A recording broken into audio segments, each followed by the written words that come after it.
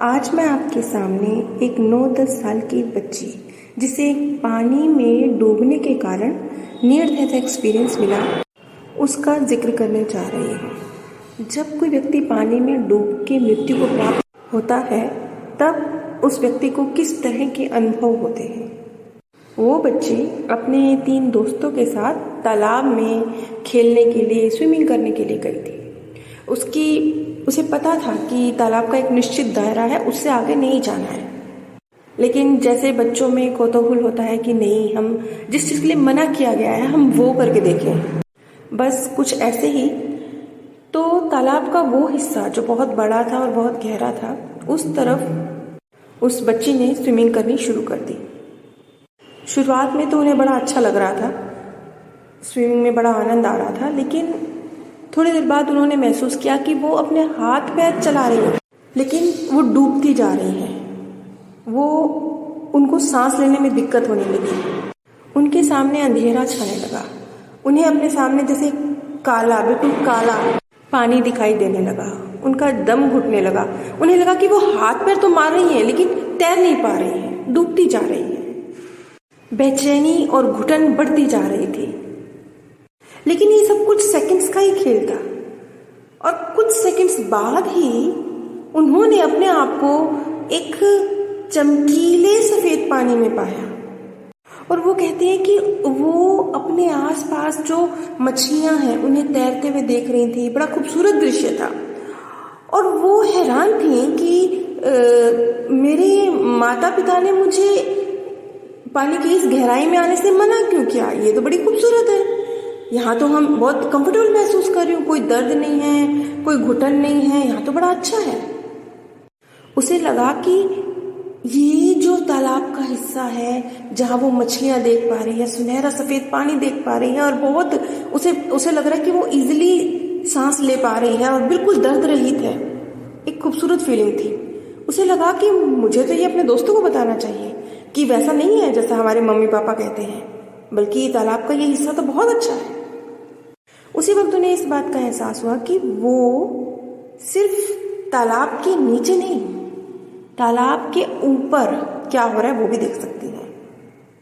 और उन्हें लगा कि अब मुझे तालाब के ऊपर खुद को देखना चाहिए और आसपास क्या है देखना चाहिए।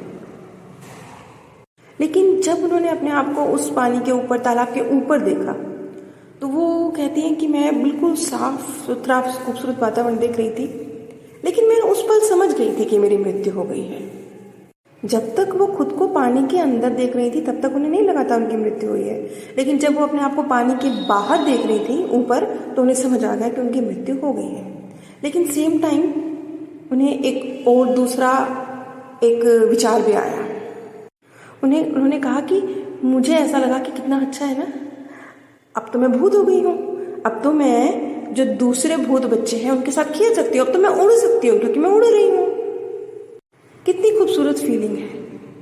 ये उनका पहला रिएक्शन था जब उन्होंने इस बात को समझा, रियलाइज किया कि उनकी मृत्यु हो गई। यानी दुख नहीं था। ये शायद एक बच्ची थी इस वजह से ये वाली फीलिंग थी, लेकिन उन्हें दुख नहीं था, बल्कि उन्हें लग रहा था कि मैं आज़ाद हो गई, रिस्ट्रिक्शन से मुक्त हो गई, टोका टाकी से मुक्त हो गई और अब मैं कुछ भी कर सकती हूँ।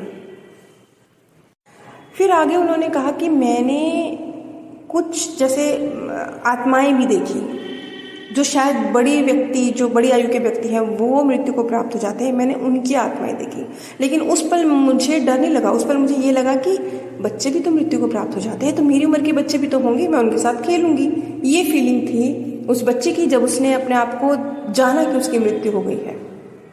यहाँ पर एक विशेष बात ये भी थी कि उस बच्ची की जो मदर थी वो उसकी स्टेप मदर थी और इस वजह से घर में उसको पूरा प्रेम और जो सम्मान स्थान मिलना चाहिए वो नहीं मिलता था, तो इस वजह से भी शायद उसका जो आकर्षण जीवन के प्रति नहीं था।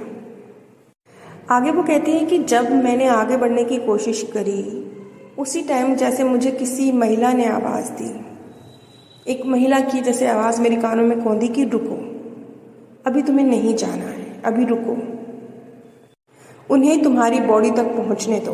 ये एक आवाज़ थी जो उनके कानों तक पहुंची। तो वो हैरान थी कि मेरी बॉडी तक कोई कैसे पहुंचेगा, वो तो तालाब में फंसी पड़ी है, गहराई में है, कैसे पहुंचेगा कोई। लेकिन नहीं, उसके जो मित्र थे उन्होंने उसे डूबते हुए देख लिया था और वो फ़ौरन वहाँ तक पहुँचे हैं और उसे उस जगह से बचाकर उसकी बॉडी को लेकर आए।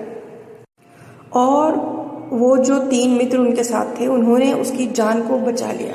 उन्होंने उसे पंप किया और जो भी प्रक्रियाएं होती हैं एक डूबते हुए व्यक्ति को बचाने की, वो सब करके उन्होंने उस बच्ची को बचा लिया। बाद में अपना ये अनुभव जब उन्होंने अपने फैमिली को और अपने मित्र को बताया तो किसी ने उन पर बिलीव नहीं किया, लेकिन वो जानती थी कि वो नियर डेथ एक्सपीरियंस से गुजरी है। तो जैसा कि उन्होंने बताया कि वो जो पीड़ा थी, वो जो दर्द था, डूबते हुए व्यक्ति को जो तकलीफ होती है वो फ्यू सेकंड्स की थी। उसके बाद जो वो देख रही थी उन्हें ऐसे लग रहा था कि वो पानी के अंदर भी सांस ले सकती हैं, पानी के अंदर की दुनिया एक्सपीरियंस कर सकती हैं, उड़ सकती हैं, लोगों के विचार सुन सकती हैं। इस तरह के अनुभव उन्हें हुए। अब तक जो इतने सारे नियर डेथ एक्सपीरियंस हमने सुने हैं, जाने हैं, हमने देखा है कि सबके अलग अलग अनुभव रहे हैं।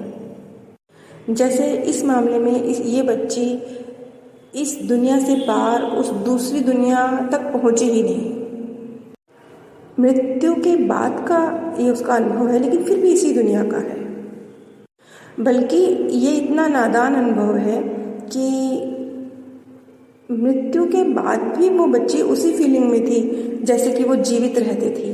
यानी मृत्यु के बाद भी वो ये सोच रही है कि वो अपनी ही एज ग्रुप की बच्चे जो आत्मा रूप में है उनके साथ खेलेगी, उनके साथ उड़ेगी, जैसे हैरी पॉटर उड़ता है। बच्ची का ये जो अनुभव है ये बहुत ही कम वक्त का रहा है और जैसे उसे उसके मार्गदर्शक, जैसे उसने कहा कि मुझे एक महिला की आवाज़ सुनाई दी जो कह रही थी कि नहीं रुको, अभी तुम्हें नहीं जाना है, रुको यहाँ रुको। तो ये शायद उसके मार्गदर्शक की आवाज़ थी जो उसे अभी ठहरने को कह रही थी। जैसा कि हमें पता ही है कि मृत्यु की 3 तारीखें होती हैं। हो सकता है ये उस बच्चे की मृत्यु की पहली या दूसरी तारीख हो, क्योंकि पहली और दूसरी तारीखें होती हैं जिनसे हम बच भी सकते हैं।